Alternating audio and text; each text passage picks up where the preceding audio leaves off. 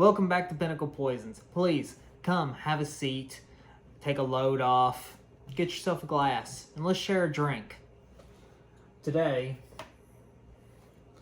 poison of choice is going to be Jim Beam. But if you've seen our last video, I just so happen to have some older bottles of a particular present bottle that we could do comparison tasting with. And this week is also the same because my family members that gave me the older Canadian clubs from the 1980s also just so happened to give me another bottle that is a Beam Bourbon. However, this one is actually a little bit of a bigger box. Part of the Beam collector set of bourbon. This is of their collection series set of 3 duck stamps. This is their Ross Goose stamp, circulated in the States from 1977 to 1978. But this particular bottle of bourbon was actually done in the mid-1980s. Can't give you an exact year. There's not exactly, from the quick research that I did, exact year how long this exactly ran. You get a range, but not an exact number. So sorry for that, not giving you an exact year, but I know this was done in the 1980s. And this was actually one particular collector decanter that Jim Beam did for quite a number of years. And they had all kinds of different collector bottles, ranging from famous pieces of art to different series of duck stamps to wild game to all kinds of different stuff. So you can go online and find empty decanter bottles that you can collect relatively cheap. Some of them go just for a few bucks, whereas some of them go for like maybe $40. You just have to take a look and see what you can find.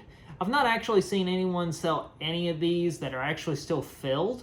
However, like I said before, when you've got family members that get random gifts that are not into whiskey,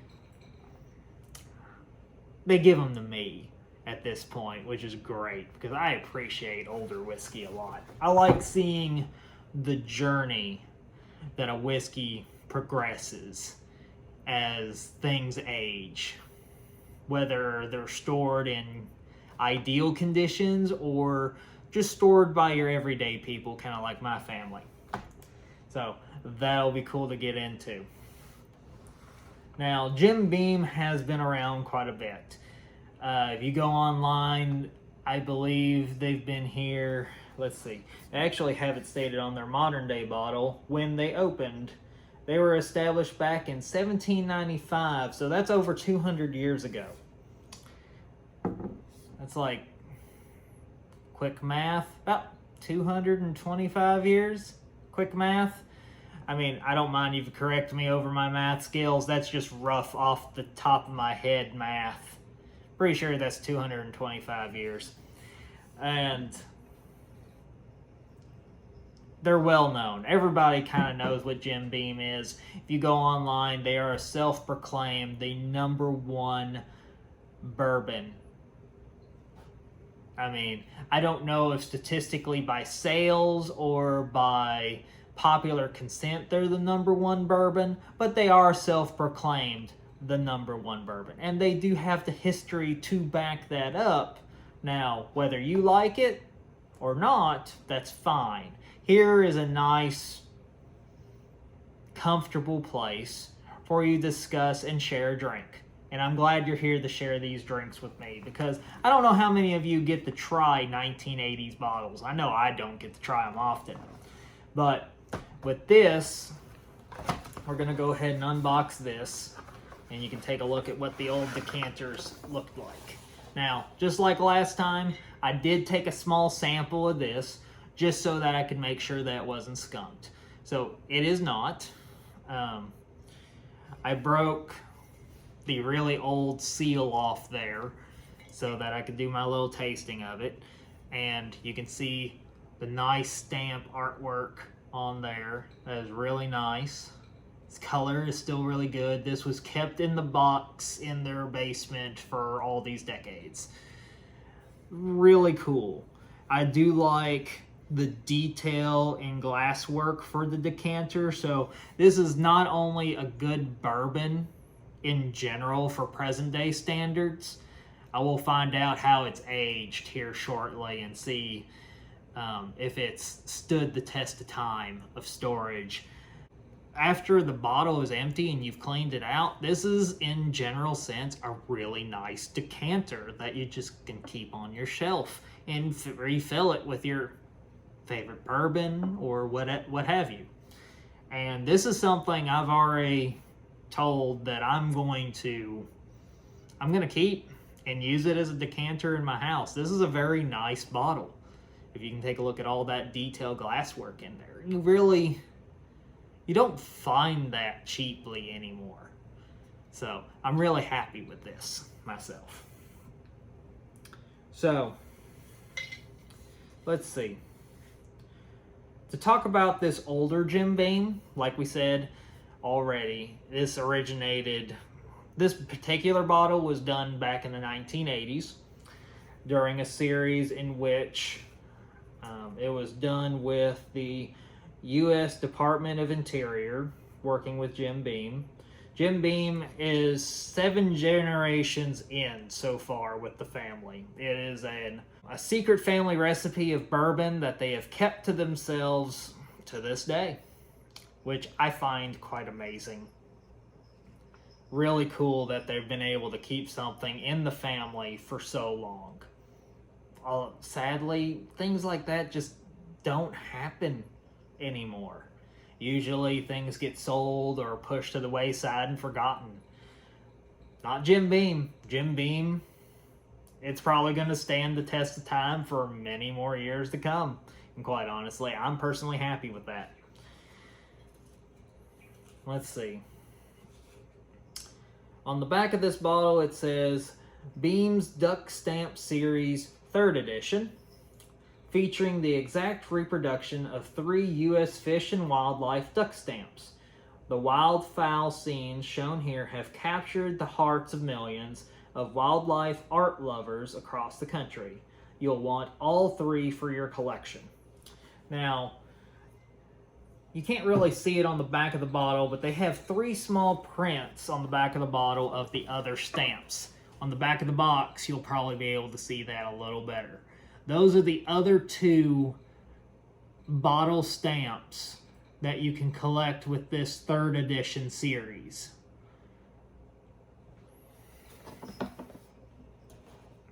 All the bottles are shaped like this. They'll just have a different stamp on the front, obviously. Now, this is an 80 proof bottle, 750 milliliters inside. This is bottled and distilled within the Beam Company. No outsourcing or anything else to my knowledge. If they've kept to the original recipe with this bottle, which I believe they have, then they should be going by the same mash bill statement that they had on their website for, in general. They have new charred oak barrels with no extra additives. This is a column still process. Oh yes, these should also be aged 4 years. Now, from what I can tell from all my research that I did upon this older 1980s bottle versus present day, they should be the exact same recipe. They are the same proof. They are column stilled and 51% corn mash bill. So as far as we can tell, they should basically be the same drink. However, this one was done back in the 1980s, and we'll have to see what age has done to it over the course of time. Normally, they are aged in barrels for about 4 years before being bottled, whereas this is a present-day bottle, which has just been aged and presently bottled, and we can drink it fresh and see how that goes. I am curious as to what's going to happen with this. I do have on their website a nosing and a flavor notes upon their present day bottles, and it'll be interesting to see if we can find any of those notes in the older bottle. I can guarantee you it's not skunked, but it's a little interesting. We'll get to it here in a second. Let's go on to the present day bottle and see what we get into. So we got our tulip glass.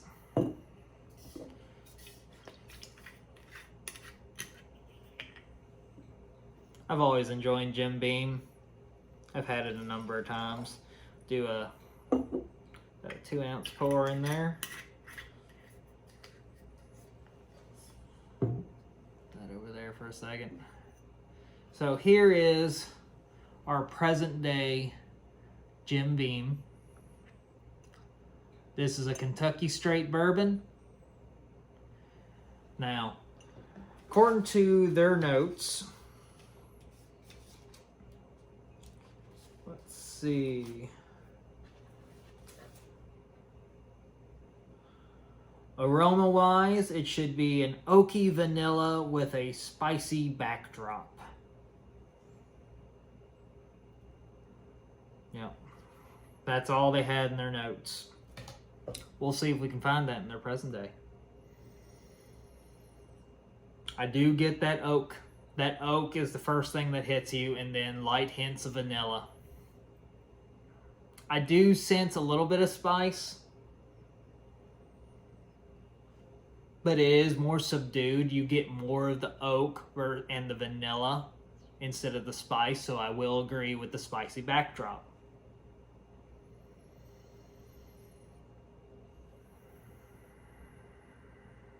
And the spicy backdrop is, in more particular, like fresh ground peppercorn.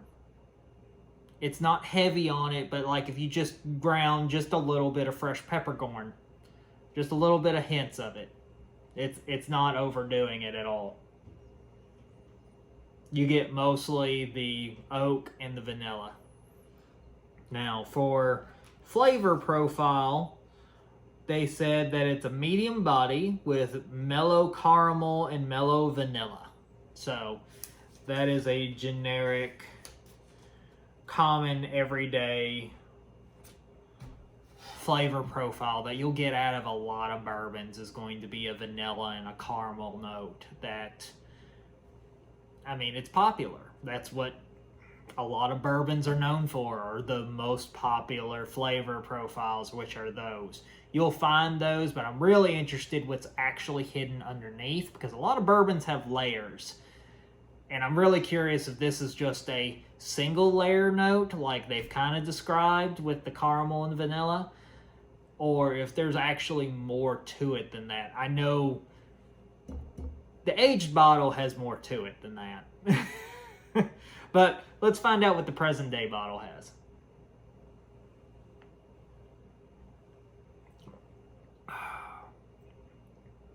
First initial sip, I get a lot of vanilla.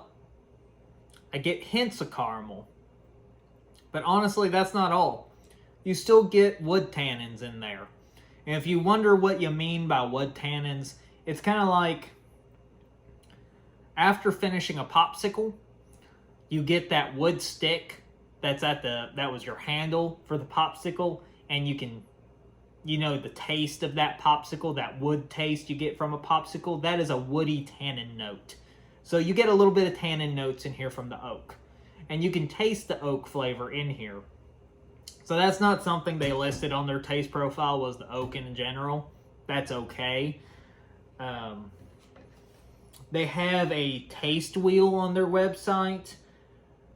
And if you want to go onto their website, which is jimbeam.com, that you can take a look at the wheel. I didn't get a real good representation of the wheel prepared to show you, but please go ahead and take a look at the website. It is a nice little graph to be able to show you the 5 main flavors that you could particularly find in their present day barrel, which is grain, oak, fruit, char, and sweetness. Their most notable flavor on there is apparently their oak, which I can agree. Besides the caramel and the vanilla, oak flavor is definitely the #1 thing that's on there. Now,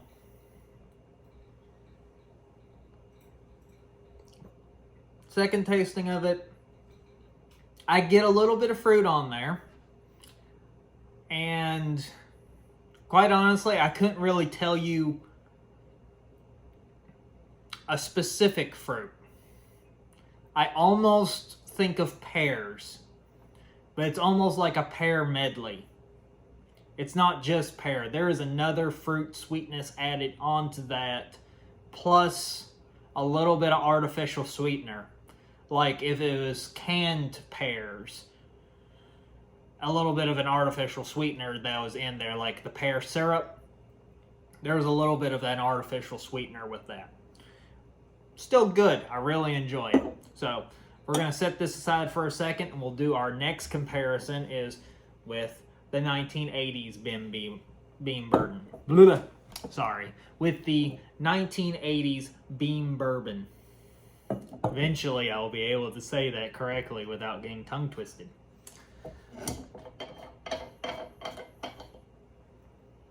The Decanter lid is nice and light. I mean, sometimes I like a good heft to the lids of a decanter, but this one is just a nice, light decanter lid. Nothing really to complain about with it. But here we go with this. This is the same recipe as what the present day bottle is, as far as I can tell by any of the research that I found online. So, if they're following the same profile, color should be generally the same, which, from what I can tell, they're really close. That is really close on color notes. I think this one, the 1980s bottle of the Duck Stamp collection, has a little bit more, I don't know, a lighter tint to it in comparison to the duller sheen of the present day. But that's just from what I can see personally. On the nose, if following the original recipe, there should be oaky vanilla with a spicy backdrop on the nose. Which is not it. Not on this. You get a lot of vanilla. You get caramel, though. I can smell caramel. Like, yeah. That is just, you opened up a jar of Smucker's caramel. It's sweet.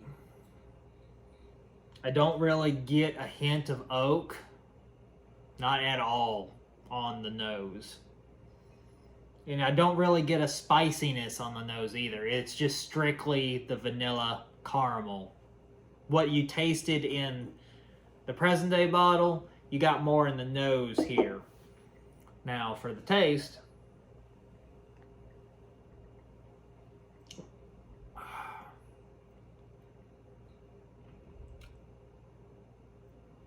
A little salty on the finish. That's the first thing that gets me on that initial tasting of it. And when I do an initial tasting, I generally just take a small sip and just swallow it. Just go ahead and drink it and see what my initial reaction is.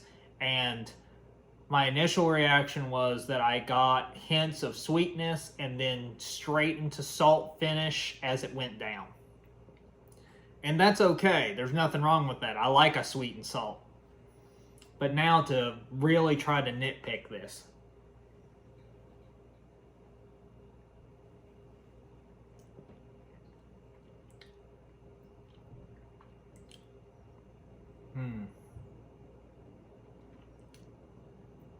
It's a salty caramel. That's all I can really say about it. After thinking about it for a minute, because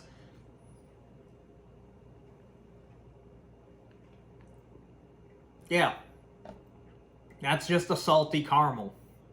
It's got a little bit too much salt on that caramel candy. It's an artificial caramel candy that you just got out of like a state fair. And you opened up the wrapper, popped it into your mouth on a hot summer day. It's salted caramel. That's all this is. Salted caramel put into a liquid state. That is all this has become.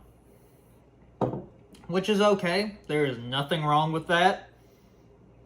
I can honestly say that is a lot of salted caramel. It may be a little too much. There's not really any extra depth to it from what I can tell. It feels like that the 80 proof warmth is a little bit more apparent with this one because there's no other extra layers. You can just go ahead and taste the alcohol in this one a little more in comparison to the present day bottle, but in general it's still a good bourbon even though it's from the mid 1980s. In general, both bottles are really good. Into an A-B comparison, there has been a drastic change over the years of the original recipe from the present day bottle to the original back in the day that has been aged, stored by a customer, by my family member for all these decades. Obviously that age has changed it into just straight liquid salted caramel, and that's okay. Nothing wrong with that. Might take me a little bit to drink all this because it honestly just tastes like salted caramel syrup, except the viscosity is not that of a syrup but that of water. In general, thank you over with us to relax here at Pinnacle Poisons. Be kind to one another. I know it's been rough going, but have a drink. Share a drink with your friends. And when you can, if you like what's been going on here, hit the like button, hit the subscribe button, and we'll see you all next time. Cheers.